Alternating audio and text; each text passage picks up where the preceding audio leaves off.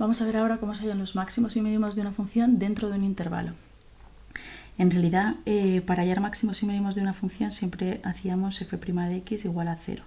Entonces estos van a ser los puntos donde mi función cambia de crecer a decrecer o al revés, de decrecer a crecer. Pero si me están hablando dentro de un intervalo, pues claro, si yo tengo la función definida de esta manera, en este caso, imaginemos que fuera una parábola, solo tendría un mínimo aquí.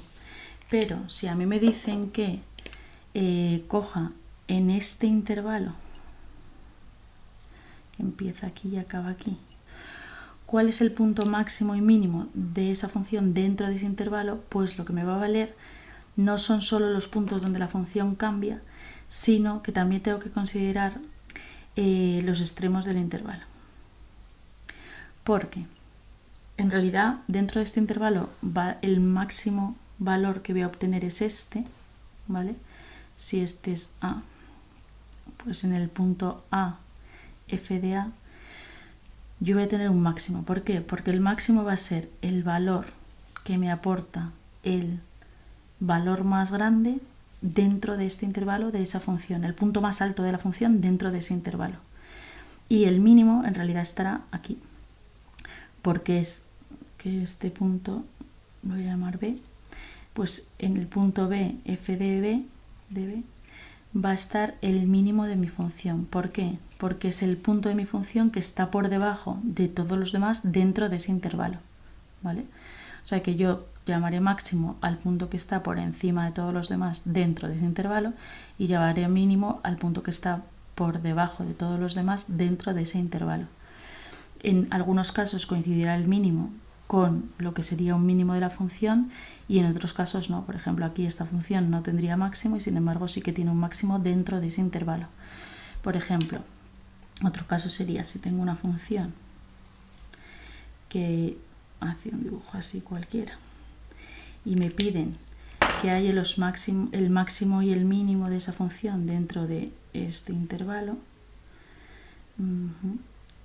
Por ejemplo este, ¿vale? Pues si yo cojo esta función, la derivo y la igualo a 0, me saldrían estos dos puntos como máximos y mínimos de mi función. Pero como quiero estudiarla dentro de ese intervalo, este no es el punto que está por debajo de todos los demás, estaría debajo este. Luego, si a este punto le llamo A, en A, f de A, yo tendría el mínimo de esa función dentro de ese intervalo y en este punto, que es el que está, no sería este mi máximo, sería este.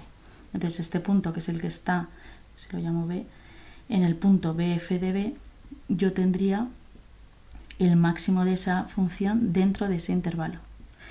Por ejemplo, vamos a poner el ejemplo de una función concreta que sea f de x es igual a una función sencilla, 2x² más 3x más 1. Y a mí me dicen que halle el valor máximo y mínimo de esa función en el intervalo 0, 3. Vale. Pues yo lo primero que voy a hacer es derivo la función y la igualo a 0. Me quedaría 4x más 3 igualado a 0.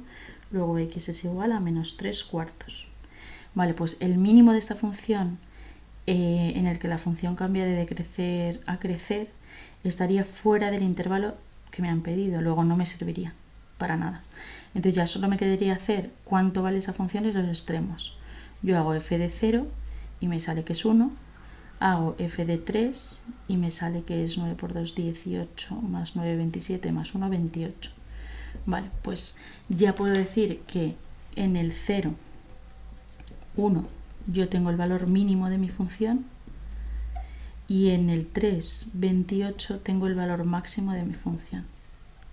Y en este caso, por ejemplo, esto significaría que si mi función está dibujada así, en el 0 vale 1 y en el 3, dibujándolo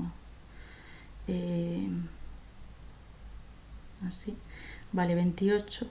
Y resulta que el vértice, claro, es una parábola y el vértice estaba en el menos 3/4, estaba por aquí. Luego, lo que va a ocurrir es que el dibujo de mi parábola aproximado era este, ¿no?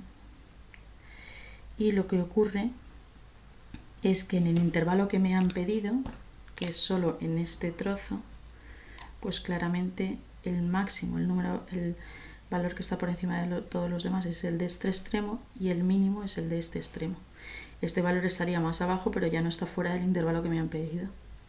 Esto es muy importante entenderlo bien para los problemas de optimización. Si para los problemas de optimización no se ha entendido esto, es complicado hacerlos.